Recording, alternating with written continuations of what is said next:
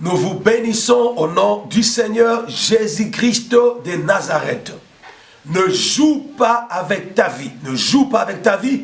C'est le message que Dieu a déposé dans mon cœur pour vous. Spécialement pour vous. Ne joue pas avec ta vie. Nous sommes dans Luc chapitre 15. Du verset 11 au verset 32. Luc chapitre 15, 11 à 32. Mais ici nous allons lire tout simplement du verset 11 au verset 14. Il leur dit encore, un homme avait 2 fils.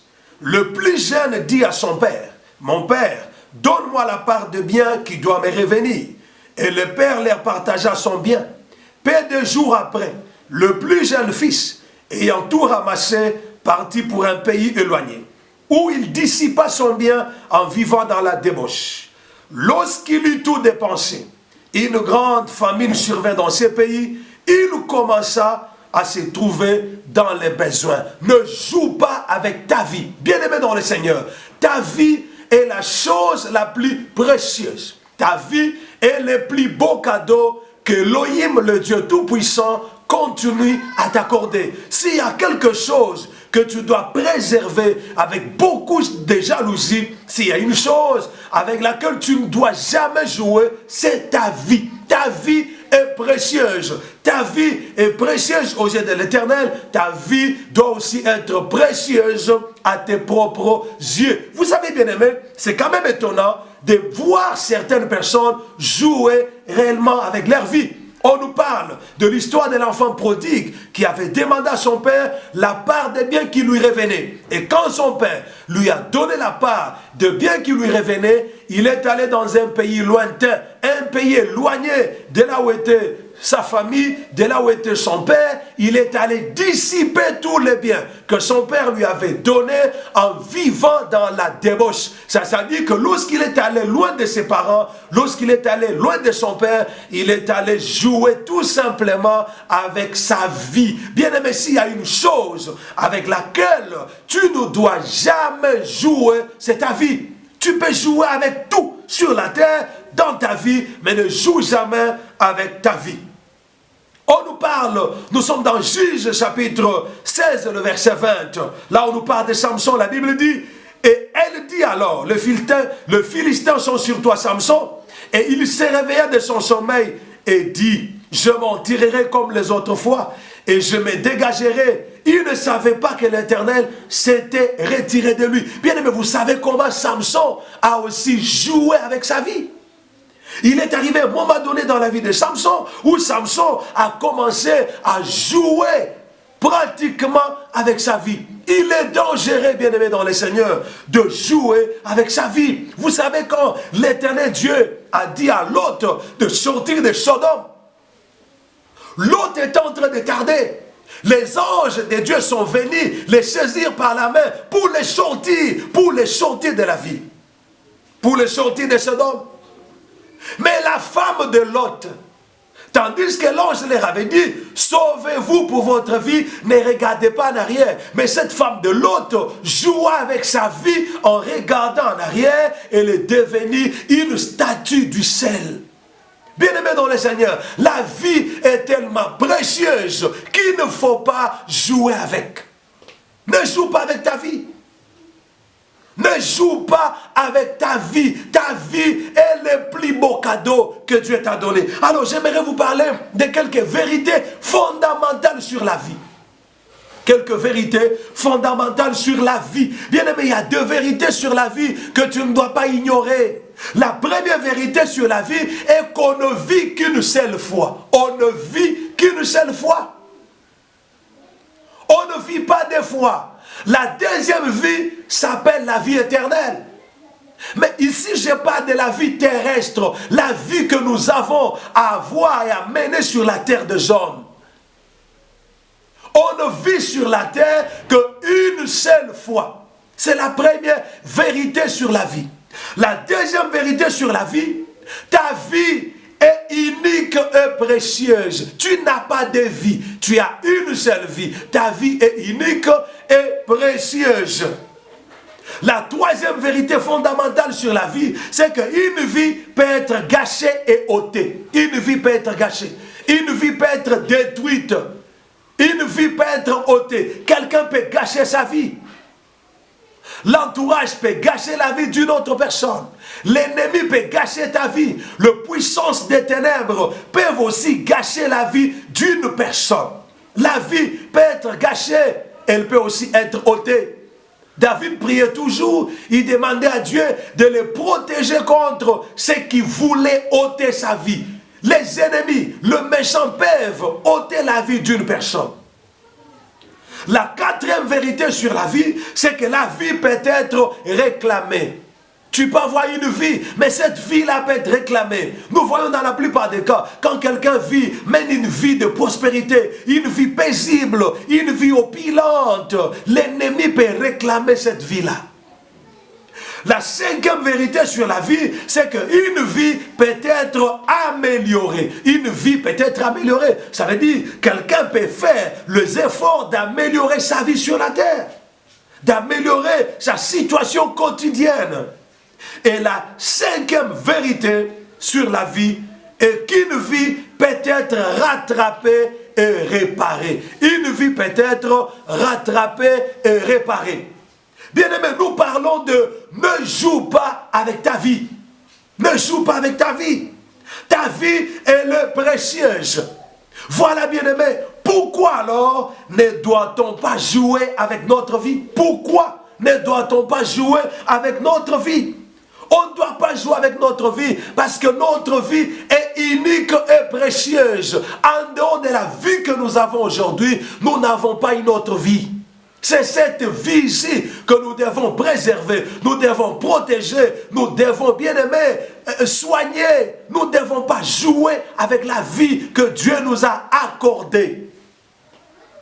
La deuxième raison pour laquelle on ne doit pas jouer avec la vie, c'est que plusieurs personnes dépendent de notre vie. Plusieurs personnes dépendent de notre vie. S'il arrive que tu meurs aujourd'hui, la vie de beaucoup de gens se détruira aussi. La vie de beaucoup de gens se gâchera. Ça veut dire que ta vie est une source de vie de plusieurs personnes. C'est la raison pour laquelle tu ne dois pas jouer avec ta vie. Ne joue pas avec ta vie. Et la troisième raison pour laquelle nous ne devons pas jouer avec notre vie, c'est que la destruction de ta vie causera la destruction de la vie de plusieurs autres personnes. Si ta vie se détruit aujourd'hui, la vie de plusieurs personnes aussi se détruira. Se détruira. C'est la raison pour laquelle, bien-aimé dans le Seigneur, tu ne dois pas jouer avec ta vie. Tu ne dois pas détruire ta vie. Alors, qu'est-ce que jouer avec sa vie? Qu'est-ce que jouer avec sa vie? C'est quoi jouer avec sa vie? Parce que quand je dis ne joue pas avec ta vie, certaines personnes peuvent se poser la question de savoir c'est quoi évidemment jouer avec sa vie. Jouer avec sa vie, c'est refuser de donner sa vie à Jésus-Christ. Lorsqu'on refuse de donner sa vie à Jésus-Christ, on est en train de jouer avec sa vie. Il n'y a pas de vie en dehors de Jésus. C'est lui qui n'a pas donné sa vie à Christ. Il est en train de jouer avec sa vie. Parce que la Bible déclare, celui qui a le Fils a la vie, celui qui n'a pas le Fils n'a pas la vie. Lorsque tu retardes à donner ta vie à Jésus-Christ, tu ne fais que jouer avec ta vie. Lorsque tu reportes à donner ta vie à Jésus-Christ, tu ne fais que jouer avec ta vie. Bien-aimé, c'est lui qui a donné sa vie à Jésus-Christ. Sa vie est en sécurité. Sa vie est entre les bonnes mains. Sa vie est garantie. Sa vie est préservée de tout mal et préservée de toute destruction. Parce que Jésus a dit, ce que le Père m'a donné viendront à moi. Ce que le Père m'a donné viendront à moi. Et personne ne peut les ravir d'entre mes mains. Pourquoi tardes-tu? Pourquoi hésites-tu jusqu'aujourd'hui à donner totalement ta vie au Seigneur Jésus-Christ? Lorsque tu ne donnes pas ta vie au Seigneur, tu es en train de jouer avec ta vie. Parce que ta vie, tu ne sauras pas la protéger toi-même. Tu ne sauras pas la conduire toi-même. Il y a un guide, il y a un protecteur de la vie qui s'appelle Jésus-Christ de Nazareth. C'est à lui que tu dois ta vie. C'est à lui que tu dois donner ta vie. Alors, lorsque tu retardes de donner ta vie au Seigneur Jésus-Christ, tu es tout simplement en train de jouer avec ta vie. Donne ta vie au Seigneur Jésus-Christ. Deuxième manière de jouer avec sa vie, c'est de vivre dans le péché. Vivre dans le péché. La Bible dit que ce jeune homme, il a pris tout son bien. Il est allé dans un pays lointain. Il a commencé à vivre dans la débauche. Vivre dans la débauche, c'est vivre dans l'impudicité, vivre dans l'adultère, vivre dans le péché. Celui qui vit dans le péché joue avec sa vie. Bien-aimé, lorsqu'on vit dans la débauche, on joue avec sa vie. Ce jeune homme est allé dans un pays lointain, vivre dans la débauche avec les femmes. Et quelques temps après, tout l'argent qu'il avait est fini. Ça veut dire, bien-aimé, il était en train de jouer, de badiner avec sa vie. Lorsque tu vis dans la débauche, tu vis dans le péché, tu vis dans la mondanité, tu es en train, bien-aimé dans le Seigneur, de jouer avec ta vie. Ta vie est précieuse. Tu ne dois pas jouer avec ta vie. Tu ne dois pas jouer avec ta vie. Tu ne dois pas jouer avec ta vie. Troisième manière de jouer avec sa vie, c'est vivre dans la négligence. Une toute personne qui vit dans la négligence joue avec sa vie. Toi qui négliges les études, toi qui négliges les choses de Dieu, toi qui négliges le travail, toi qui négliges les conseils que les parents te donnent, que les gens te donnent, tu es tout simplement en train de jouer avec ta vie.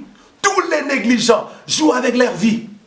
Toute personne vivant dans la négligence doit savoir qu'elle est en train de jouer avec sa vie. Bien-aimé, tu joues avec ta vie en négligeant les études. Aujourd'hui, les études que tu négliges là, demain tu verras que tu auras gâché ta vie. Pourquoi? Parce que tu as négligé les études aujourd'hui. Tu as négligé la prière. Tu as négligé les choses de Dieu aujourd'hui. Demain, ça te coûtera cher. Quatrième manière de jouer avec sa vie, c'est prendre de mauvaises décisions et de mauvais engagements. Prendre de mauvaises décisions et de mauvais engagements. Toute décision ne conduit pas à la vie. Il y a des décisions qui conduisent à la mort, qui conduisent à la ruine, qui conduisent à la destruction. Fais attention à tes décisions. Fais attention à ta manière de te décider. Ta vie est aussi déterminée par le genre de décisions que tu prends dans ta vie. Bien-aimé, la désobéissance à Dieu pour plaire aux hommes.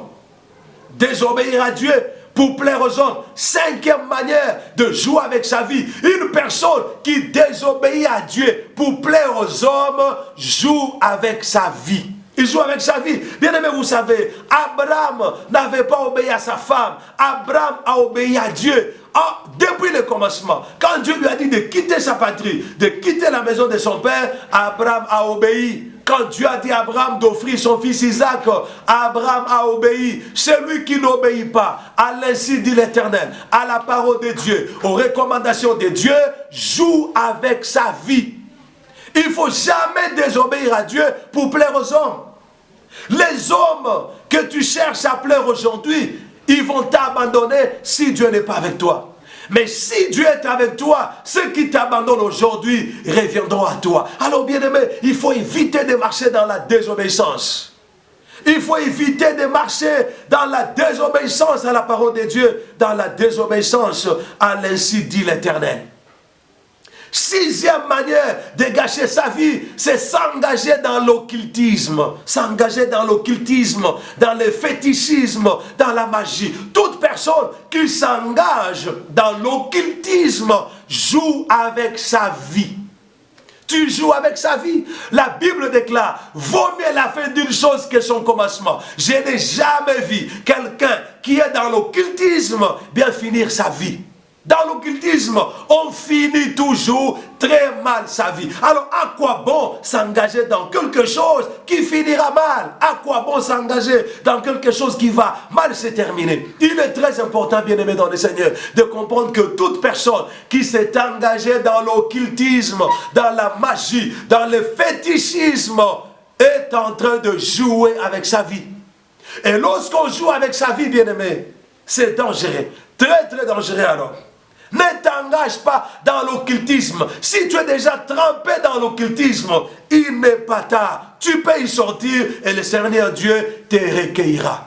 le Seigneur Dieu va te recueillir. Dans Actes des Apôtres, la Bible déclare que quand, après la Pentecôte, beaucoup de ceux qui avaient pratiqué la magie, le fétichisme, amenaient leurs histoires, amenaient leurs livres, et les apôtres brillaient cela. La Bible déclare, Jésus-Christ est le même, hier, aujourd'hui et éternellement. Si tu es déjà trempé dans la magie, trempé dans la sorcellerie, trempé dans le fétichisme, trempé dans l'occultisme, il n'est pas encore tard d'y sortir. Tu peux y sortir. Pourquoi tu cherches à voir toute la gloire de ce monde et perdre ton âme et détruire ta vie pour les biens de ce monde, pour la gloire de ce monde? Non, bien-aimé, toute personne engagée dans l'occultisme joue avec sa vie et joue avec la vie de plusieurs personnes derrière lui. De la même manière que celui qui a donné sa vie à Christ, sa vie deviendra une bénédiction pour plusieurs personnes. Celui qui s'est aussi engagé dans l'occultisme,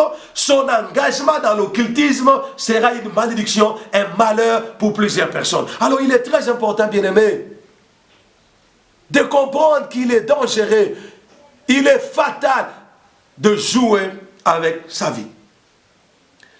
Septième manière de jouer avec sa vie, c'est la mégestion. Mal gérer ce que Dieu te donne aujourd'hui. Mal gérer les finances que Dieu te donne, le temps que Dieu te donne, le travail que Dieu te donne, les privilèges que Dieu te donne. Bien aimé, il y a certaines personnes, Dieu leur a donné certains privilèges, certaines grâces, mais ils gèrent ça mal. Il faut gérer, il faut bien gérer l'argent que Dieu t'a donné. La Bible dit que ce jeune homme, il est allé dans un pays lointain, il a mal géré son bien que son père lui avait donné. Plusieurs personnes aujourd'hui, ils souffrent, ils vivent au fin fond du village, au fin fond de la ville. Pourquoi? Parce qu'ils ont mal géré ce que Dieu leur avait donné. Ils ont mal géré la position que Dieu leur avait donnée. Ils ont mal géré le temps que Dieu leur avait donné. Le privilège. Ils ont mal géré l'argent que Dieu leur avait donné. Certaines personnes ont même mal géré les relations que Dieu leur avait données. Ils ont mal géré les mariages. Ils ont mal géré les maris et les femmes que Dieu leur avait données. Il est très important, bien-aimé dans le Seigneur, d'apprendre à gérer ce que Dieu t'a donné. Ce jeune homme, il est allé dissiper tout l'argent qu'il avait reçu de son père en vivant dans la débauche. Il a mal géré ça. La mégestion fera que ta vie soit détruite. La mégestion, c'est une autre manière de jouer avec sa vie. Quelqu'un qui gère mal le temps, quelqu'un qui gère mal sa santé, quelqu'un qui gère mal l'argent que Dieu lui a donné, est en train de jouer avec sa vie. Parce qu'aujourd'hui, tu joues avec l'argent que Dieu t'a donné. Tu les gères mal. Demain, tu manqueras. Et lorsque tu manqueras, tu as gâché ta vie. Tu as détruit ta vie. Alors, il est très important, bien aimé dans le Seigneur, de ne pas mal gérer ce que Dieu nous donne. Imaginez-vous, Jésus avait fait la multiplication des pains. Mais après que la foule ait mangé, il a dit à ses disciples, ramassez tout le morceau afin que rien ne se perde. Dieu est contre le gaspillage. Dieu est contre les dépenses inutiles. Dieu n'aime pas. Quand il te donne l'argent aujourd'hui, il n'aime pas te retrouver demain vide. La Bible dit que ce jeune homme, après avoir tout dissipé en vivant dans la débauche, il s'est retrouvé dans les besoins. Pourquoi toi, aujourd'hui tu as l'argent, demain tu n'en as pas. Aujourd'hui tu es véhiculé, demain tu redeviens piéton. C'est parce que tu gères mal ce que Dieu t'a donné en jouant avec la vie. Alors il est très important, bien-aimé, de comprendre qu'il est dangereux de jouer avec sa vie. Ne joue pas avec ta vie. N'oubliez pas de vous abonner à votre chaîne, le Sharma TV. Ne pas t'abonner à la chaîne, c'est aussi une manière pour toi de jouer avec ta vie. Parce que si tu t'abonnes, tu vas commencer à écouter une bonne parole qui va te redresser, qui va te montrer la voie à suivre, qui va te ramener dans la présence de Dieu. Alors pourquoi ne pas t'abonner, mon frère? Pourquoi ne pas t'abonner? Pourquoi manifester une si grande méchanceté en refusant sciemment de t'abonner? Tu regardes la prédication, mais tu ne t'abonnes pas. C'est de la méchanceté. C'est une autre manière de jouer avec ta vie. Abonne-toi et n'oublie pas d'activer la cloche de notification pour ne pas rater nos prochaines prédications. Alors, bien aimé dans le Seigneur, jouer avec sa vie, c'est aussi refuser de se laisser avertir. C'est refuser de se laisser avertir. Vous savez qu'il y a des gens, même si vous avez vu les dangers devant lui, vous l'avertissez, il ne va pas se laisser avertir. Il y a des gens qui sont tellement insensibles qu'ils ne se laissent pas avertir. La Bible même dit, Dieu parle tantôt d'une manière, tantôt d'une autre, mais on n'y prend point garde. On n'y prend point garde. Il nous avertit pour nous faire échapper du piège, pour nous faire échapper de la glaive. Bien-aimé dans le Seigneur, lorsqu'une personne ne veut pas se laisser avertir, la personne joue avec sa vie.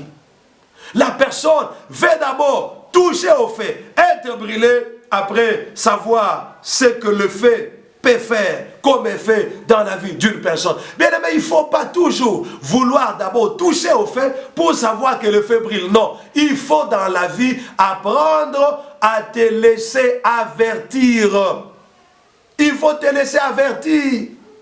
Il faut te laisser avertir. Lorsqu'on t'avertit qu'il y a un danger devant toi, il y a un malheur devant toi, ce que tu fais là n'est pas bon, il faut te laisser avertir. Il y a des gens qui sont incorrigibles, insensibles. Même si vous lui montrez les dangers en face, il ne se laissera jamais avertir. Jamais il se laissera avertir. Alors il est très important, bien-aimé dans le Seigneur, de comprendre toutes ces manières de jouer avec sa vie. Huitième manière de jouer avec sa vie, c'est vivre avec les gens qui te pourrissent la vie. Vivre avec les gens qui te pourrissent la vie. Bien aimé, vous savez qu'il y a des gens, quand tu vis avec certaines personnes, ils vont te gâter la vie, ils vont te gâcher la vie, ils vont te pourrir la vie. Il faut quitter tout environnement des gens qui te pourrissent la vie. Parce que la Bible déclare, les mauvaises compagnies corrompent les bonnes mœurs. Il y a des gens, quand tu vis avec eux, leur présence dans ta vie gâchera ta vie, détruira ta vie. Il faut t'éloigner de certaines personnes qui te gâchent la vie, qui te détruisent la vie. Alléluia. Alors bien aimé, 9e manière de gâcher sa vie, c'est de vivre avec les gens qui t'enlèvent la paix. Vivre avec les gens qui t'enlèvent la paix. Bien aimé, vous savez que l'absence de la paix conduit facilement et rapidement à la mort. J'ai pris que Dieu t'entoure des hommes et des femmes qui te donneront la paix. On a besoin de la paix pour bien vivre. Tu ne dois pas t'entourer des gens qui t'enlèvent la paix à tout moment. Toi aussi, tu dois éviter d'enlever la paix aux gens. Tu dois éviter d'enlever la paix à ton mari. Tu dois éviter d'enlever la paix à ta femme. Tu dois éviter d'enlever la paix à tes enfants, d'enlever la paix à tes parents. Tu dois être un homme et une femme qui procurent la paix. Parce que la Bible déclare, heureux ceux qui procurent la paix, car ils seront appelés fils de Dieu. Héros ceux qui procurent la paix, car ils seront appelés fils de Dieu. Plusieurs personnes ont détruit leur vie parce qu'ils ont laissé tout autour d'eux les gens qui leur enlèvent la paix à chaque minute, à chaque seconde. Entoure-toi de gens qui vont te donner la paix. Entoure-toi de gens qui vont te donner la joie. Ne t'entoure pas de gens qui vont t'ôter la paix, qui vont t'ôter la joie à tout moment. Tu as besoin de t'entourer des hommes et des femmes qui vont te donner la paix. Parce que l'absence de la paix conduit à beaucoup de maladies cardiaques. L'absence de la paix conduit à l'AVC, peut conduire à la mort subite, à la mort inopinée. Tu as besoin de la paix. Je prie que le Dieu Tout-Puissant te donne la paix. Et fasse aussi de toi un homme ou une femme qui donne aussi la paix à d'autres personnes. Une 10e manière de jouer avec sa vie, c'est vivre dans la colère excessive. La colère excessive. Bien aimé, la colère elle est dangereuse. La colère elle est mauvaise. La colère peut tuer. La colère gâche la vie. Une personne qui se met promptement en colère joue avec sa vie. Parce que par la colère, tu peux provoquer en toi une crise cardiaque, un arrêt cardiaque. Tu peux provoquer la tension. Une femme, un homme ne peut pas se fâcher à tout moment. Un petit problème, tu te fâches. Un petit problème, tu t'enflammes. La colère détruit la vie. La colère n'est pas une bonne chose. La Bible dit que la colère de l'homme n'accomplit pas la justice de Dieu. Alors, bien-aimé dans le Seigneur, il est très important de comprendre qu'il ne faut pas jouer avec ta vie. Ne joue pas avec ta vie, ne joue pas avec ta vie, ne joue pas avec ta vie. 11e manière de jouer avec sa vie, c'est mener une vie de légèreté. Une vie de légèreté. Bien aimé, il y a des gens qui vivent dans la légèreté. Il y a des femmes mariées vivant dans la légèreté. Elles s'habillent légèrement. Elle s'habille légèrement. Toi, une femme mariée, une femme fiancée, une femme qui a un engagement, tu t'habilles à moitié nu, tu te promènes presque nu. Les parties intimes de ton corps se sont dessinées sur ta jupe, sur ton pantalon, sur ta robe. Non, bien-aimé. Non, non, non, non, non, non, non. On ne peut pas vivre dans la légèreté jusqu'à ce niveau. Vivre dans la légèreté, se jouer avec sa vie. Il y a des hommes qui vivent dans la légèreté. Jouer avec la légèreté, c'est vivre dans la légèreté, c'est jouer avec sa vie. Bien-aimé, ta vie est précieuse. Je te rappelle que ta vie est le plus beau cadeau que Dieu continue à te donner chaque jour. Que Dieu continue à te donner à chaque minute, à chaque seconde. Entretiens ces beaux cadeaux. Préserve ces beaux cadeaux. Arrête de vivre dans la légèreté. Si tu dois t'habiller, ma soeur, habille-toi dignement comme une fille de Dieu, comme une servante de Dieu. Moi, je suis scandalisé de voir certaines femmes prêchant la parole, mais à moitié nues. Elles sont presque nues avec le micro devant les gens, habillées d'une manière sexy. Ça, c'est jouer avec sa vie. Ça, c'est jouer avec le ministère. Ça, c'est jouer avec les choses de Dieu. Bien-aimé dans le Seigneur, il est très important, de ne pas oublier que ta vie est précieuse. Ta vie, elle est spéciale. Ta vie est unique. Il n'y a pas de vie. En dehors de la vie que tu as, il n'y a pas de vie. Alors, comment peut-on faire pour ne pas jouer avec sa vie? Que doit-on faire pour ne pas jouer avec sa vie? Qu'est-ce qu'il faut faire pour ne pas jouer avec sa vie? La première des choses à faire pour ne pas jouer avec sa vie, c'est donner entièrement à Dieu. C'est donner totalement, entièrement à Dieu. Donne-toi, mon frère, donne-toi, ma soeur, entièrement à Dieu. Celui qui s'est entièrement donné à Dieu ne joue pas avec sa vie. Oh, il a mis sa vie entre les bonnes mains. Il a placé sa vie en sécurité. Il a placé sa vie dans un lieu sûr qui est le main de l'Éternel. Il est très important, bien-aimé. Si tu ne veux pas jouer avec ta vie, donne ta vie entièrement à l'Éternel Dieu Tout-Puissant. Donne ta vie entièrement à Christ. Christ a dit, venez à moi, vous tous qui êtes fatigués et chargés, je vous donnerai du repos. Christ a encore dit, celui qui sauvera sa vie la perdra. Mais celui qui perdra sa vie pour moi, la sauvera, la retrouvera. Lorsqu'on donne sa vie à Christ, c'est la meilleure façon de préserver sa vie, de protéger sa vie. C'est la meilleure façon de bien gérer sa vie, de montrer qu'on ne joue pas avec sa vie. Ne tarde pas, ne reporte pas. Donne-toi à Dieu, donne-toi à Jésus-Christ, donne-toi au Seigneur. C'est la meilleure façon de donner ta vie à Dieu et de ne pas jouer avec elle. Deuxième manière de ne pas jouer avec sa vie, c'est éviter et ne pas avoir honte de ses erreurs. Tu dois éviter les erreurs et ne pas avoir honte des erreurs. Les Français disent l'erreur est humaine, mais demeurer dans l'erreur est diabolique. Demeurer dans l'erreur est satanique. Tout le monde peut faillir, tout le monde peut commettre les erreurs, mais lorsque tu commets une erreur, n'aie pas honte de tes erreurs. N'aie pas honte de ça. Il faut éviter les erreurs. Les erreurs, on peut les éviter. Bien aimé dans les années, il faut faire attention. Il y a des erreurs qu'on peut réparer, mais il y a des erreurs irréparables. C'est pourquoi il faut tout faire dans la vie pour éviter les erreurs. Oui, c'est vrai que l'erreur est humaine. En tant qu'être humain, on peut se retrouver dans la commission d'une erreur. Mais une erreur doit être accidentelle. Une erreur dans la vie d'un enfant de Dieu doit être un accident. Une erreur ne doit pas être quelque chose de prémédité, quelque chose de préparé, quelque chose d'habituel, quelque chose de continu. Non, une erreur doit être un accident. Mais lorsqu'on a commis l'erreur, on ne doit pas avoir honte de ses erreurs. Il faut assumer ses erreurs. Il faut accepter ses erreurs. Il faut accepter. Il faut les assumer. Il ne faut pas avoir honte de ses erreurs. Alléluia.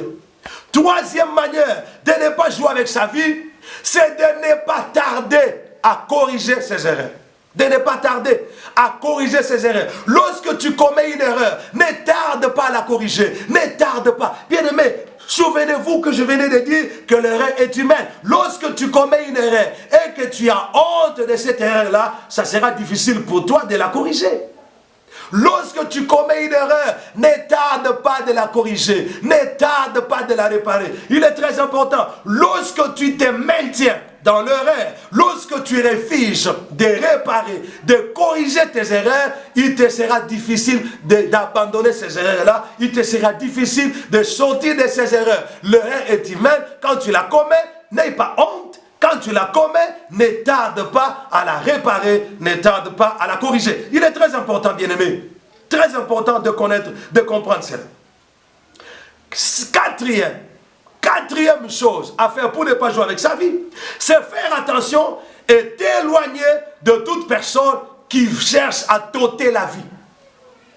T'éloigner et faire attention à toute personne qui cherchent à t'ôter la vie. Bien aimé, vous savez, il y a des gens qui cherchent à tout prix à nous ôter la vie. Vous savez comment Dieu a protégé la vie de l'enfant Jésus. Il a protégé la vie de l'enfant Jésus contre les gens qui voulaient ôter la vie à Jésus-Christ. Alors toi aussi, tu dois t'éloigner. Tu dois fuir. Tu dois éviter toute personne qui cherche à gâcher ta vie, qui cherche à détruire ta vie, qui cherche à ôter ta vie. Il est très important. Alléluia. Alors bien aimé, cinquième chose, pour ne pas jouer avec sa vie, c'est tirer les leçons. Tirer les leçons des erreurs des autres et ne pas t'en moquer. Tirer les leçons des erreurs des autres et ne pas t'en moquer. Quand quelqu'un commet une erreur devant toi, une erreur que toi tu n'as jamais commise, ne t'en moque pas. Parce que l'erreur que la personne commet aujourd'hui, toi tu peux la commettre demain d'une autre manière. Tu peux la commettre demain dans une autre forme. C'est la raison pour laquelle quand Dieu permet que quelqu'un commette une erreur devant toi, ce que toi tu dois faire pour ne pas tomber dans la même erreur demain, c'est de tirer des leçons. Tirer des leçons.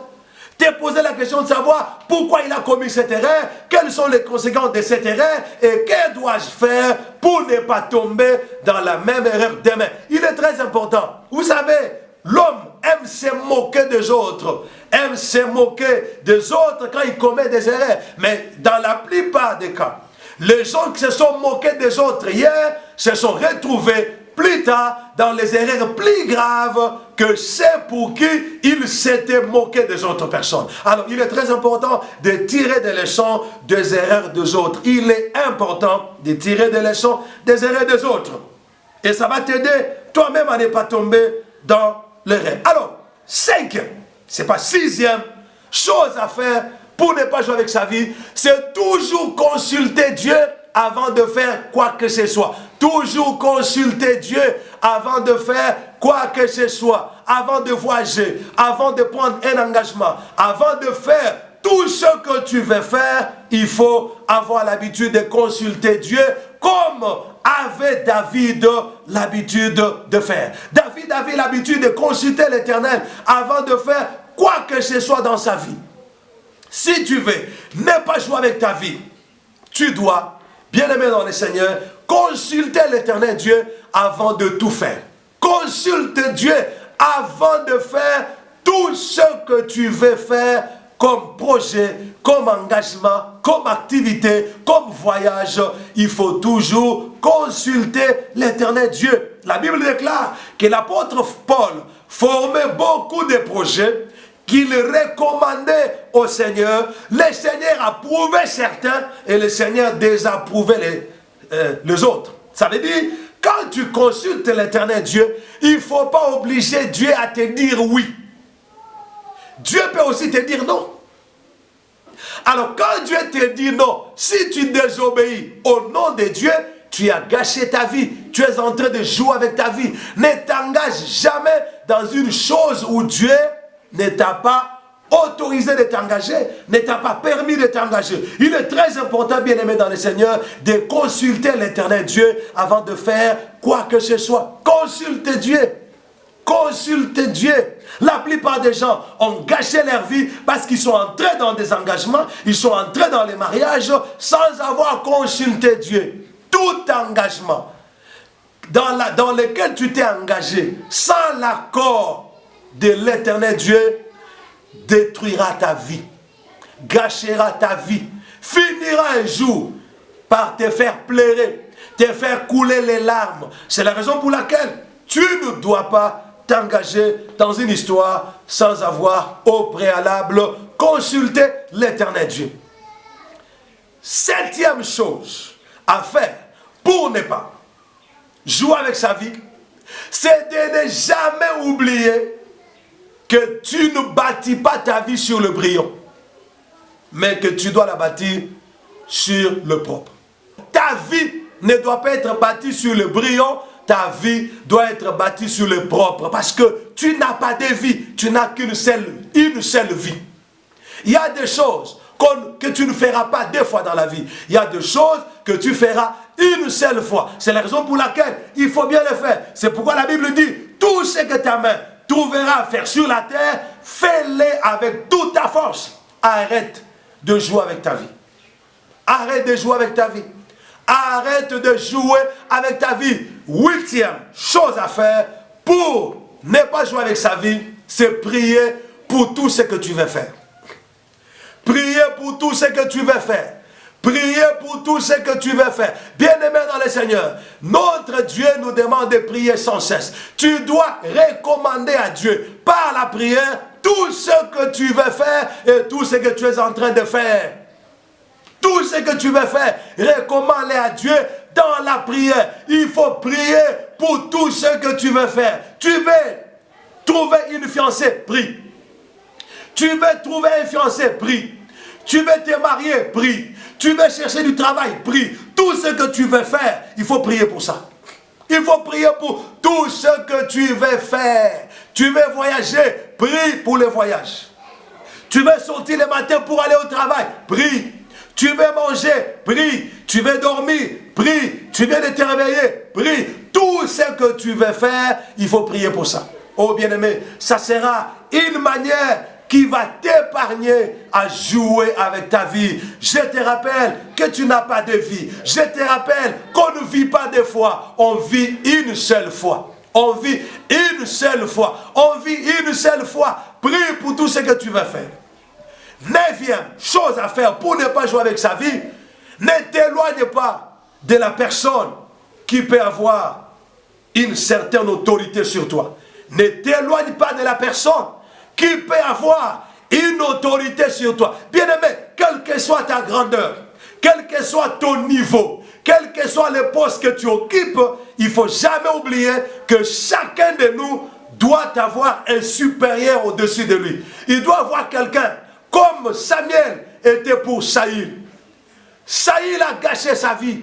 Saül a joué avec sa vie lorsqu'il s'est détaché de Samuel. Lorsqu'il s'est éloigné de Samuel. Dans la vie, tu as besoin de quelqu'un qui te dira pourquoi tu as fait ça. Pourquoi tu as fait ça? Tu as mal fait.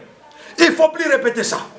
Je ne te permets pas de faire ça. Oh bien-aimé, mais l'homme n'aime pas voir sur lui une autorité. Au-dessus de lui, quelqu'un qui est grand, quelqu'un qui peut aussi hausser les tons sur lui. Mais vous savez bien aimé, si tu ne veux pas jouer avec ta vie, tu as besoin d'avoir une autorité au-dessus de toi. Quelqu'un qui peut te dire, je n'ai pas aimé ce que tu as fait. Ce que tu as fait n'est pas bon. Ce que tu as fait, tu as agi en insensé. Ce que tu as fait, ne le répète plus. Oh bien-aimé dans le Seigneur.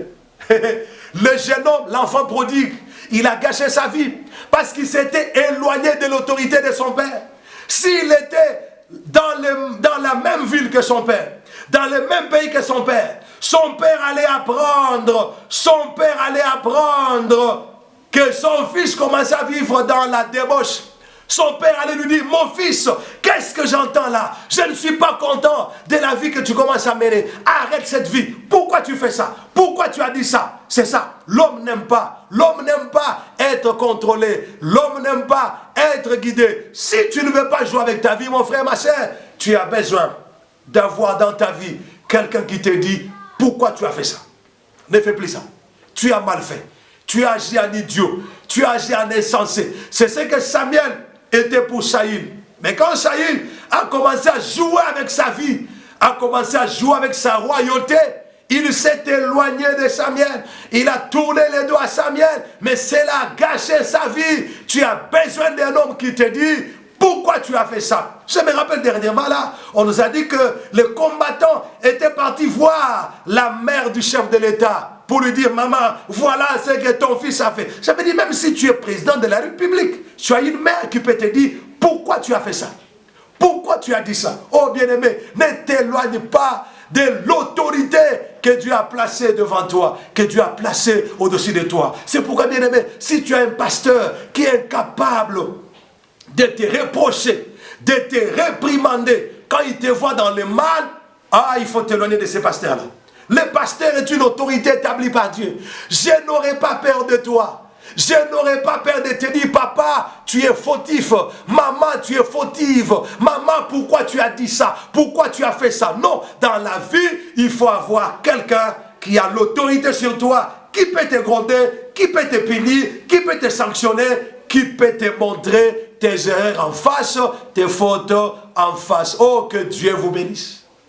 Qu'Élohim, Dieu Tout-Puissant, vous bénisse et qui vous accorde la grâce de ne pas jouer avec votre vie, car votre vie est précieuse. J'aimerais prier pour vous. Seigneur Dieu Tout-Puissant, je prie pour la vie de mon frère, pour la vie de ma soeur qui m'a suivi. Étends ta main puissante sur sa vie.